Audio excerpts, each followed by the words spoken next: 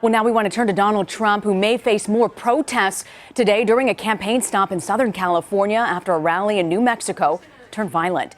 Anti-Trump demonstrators clashed with officers in riot gear outside the convention center in Albuquerque.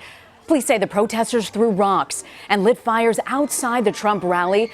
Officers used pepper spray and smoke grenades to break up the large crowds. Several officers were injured. Trump lashed out at protesters on Twitter today, writing, "The protesters in New Mexico were thugs who were flying the Mexican flag. The rally inside was big and beautiful, but outside, criminals." As for the Democrats, Hillary Clinton and Bernie Sanders are both making several campaign stops in California this week as they battle for the state's 475 delegates. Clinton needs just 80 more delegates to lock up the nomination. But as we mentioned, she now has an audit from the State Department to worry about as well.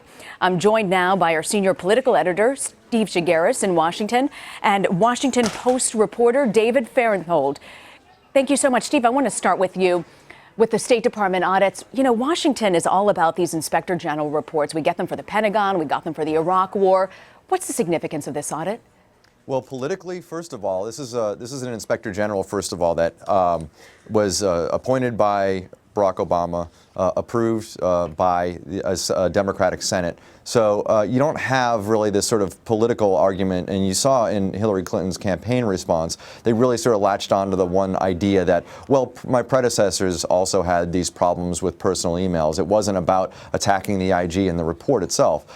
So there's that. Secondly, this is a gift to Republicans who have been hammering Clinton on the email issue for over a year now. And what it really does is at the very best for her, it makes her look very sloppy. At the worst, it gives the Republicans an argument to say she's been deceitful, she's been irresponsible. I mean, it really is like tankfuls of fuel to be poured on this fire of the email scandal that Republicans are just going to hammer her on. And it gives them momentum in their argument as everybody waits for this FBI investigation to wrap up. I mean, it really gives Republicans a lot to talk about, a lot to hammer her on. And her reaction to say, or at least her campaign's reaction to say, well, my predecessors did this as well.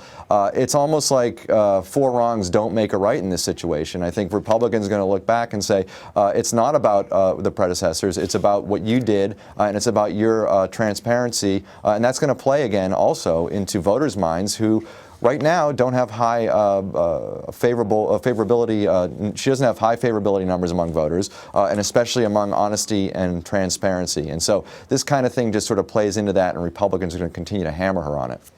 And David, could this help, the timing of this really help Sanders with his ground game in the upcoming California primary as well as New Jersey, or are voters just over this? Well, I think Bernie Sanders will seize upon this. I think there's he's talked in the past about, I don't care, the American people don't care about your damn emails, but now obviously he does, and he's been making an issue out of it. If he doesn't, certainly his voters are going to care. The question for Bernie Sanders always is, what's the path to the nomination? And if he doesn't have a path to the nomination, then his question becomes, will he choose to use material like this as kind of a wedge issue at the convention itself, even when he has no chance of winning?